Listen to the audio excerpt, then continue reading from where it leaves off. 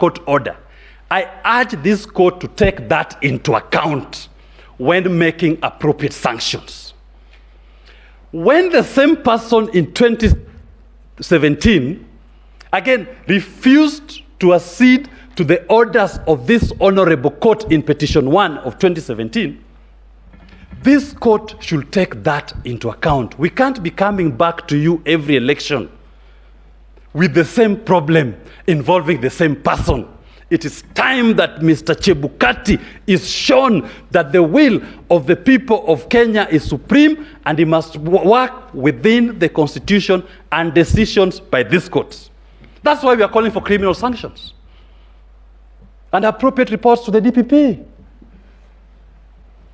Why should the people suffer constant anxiety around elections that are being bungled when the courts have sounded themselves hoarse and loud on what is your role, what are you supposed to do, what technology to deploy, how to protect that technology, and he's not doing it?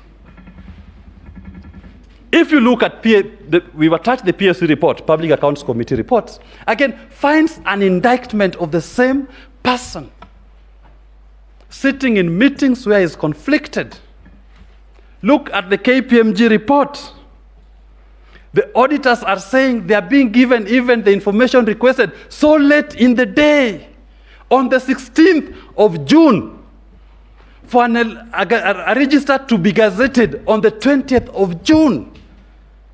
This was deliberate attempt to make sure that the election is compromised. Section 6 of the Elections Act required the register to be opened for inspection 90 days before the date, the notice of a general election. The notice came out on the 20th of January. The register ought to have been opened 90 days before the 20th of January for inspection. He didn't do it. He gave the auditors the report so late, but they still pointed out that your register has a problem, and he took no remedial action. He proceeded to conduct the elections in the way that he desired. What he ended up doing is what my grandmother, Sophia Magambo, calls Nairobi Karafu, pata potea. Nairobi Karafu to mean at the National Tallying Center. It is, and we've averted on our feed of it, the national chairperson of the commission called both Raila Odinga and William Ruto. The whole day, nobody knew who the winner was. Even the commissioners didn't know the results because tallying had stopped. I refer to the affidavit of the 11th respondents. They have confirmed even them, they were concerned. Why has the open display stopped? Why are you not announcing the results per constituency as you were doing before? That is what I'm saying my grandmother calls Nairobi Karafu. And my niece Mimi calls Piki Piki Ponki Pakamielo Disco. Because he called both of them. He called both of them. And he was the only person who knew who the disco would land on. It could have been either of them. It could have been William Ruto, it could have been Raila Odinga. It fell on William Ruto and he says, voila, you are the president. Is that how we intend to choose our national executive? We've reduced it to Mimi's childhood game of Piki Piki Ponki Pakamielo Disco. Council again. Yes, my lord. I did give you brotherly advice. Be careful. That language appears to be alien to this court. I'll be guided, my lord, I'll be guided.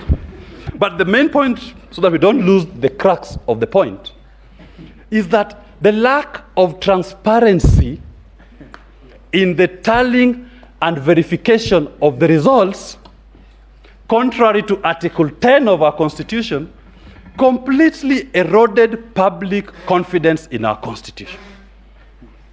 It completely left a very core exercise of a sovereign donation by the people to the whims of an individual not subject to any control. And that, my lords and my ladies, should not miss the attention of this court. My lords, in our submissions, we've spoken about the DCI report and the penetration of the system. Again, just to buttress the role of this chairperson.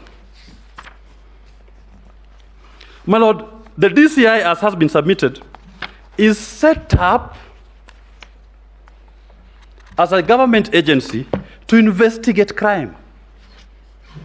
They did find that indeed there were foreigners who had access to what we call critical election instruments. And their forensic report has established the presence of those persons. In other words, in layman's language, the DCI report has corroborated what the KPMG report has found and authorized users and access to critical elections technology. Should we ignore that and say, just look at the numbers, forget about the process? I humbly submit that we cannot now even focus on the numbers. We should not even, because the process through which those numbers are being arrived at has been compromised. So that anybody inviting you even to look at the number is inviting you down an alley, a process in which the wish of the people has been convoluted. My learned senior John Mohammed, representing a poor voter, did say that voter just wants to see, just wants to know, how was my vote converted into account and the result of the elections? If the infrastructure and the process set up for that poor voter does not guarantee integrity, then, my lords and my ladies, it is my humble submission that the number that an individual ultimately comes out with at the end does not matter.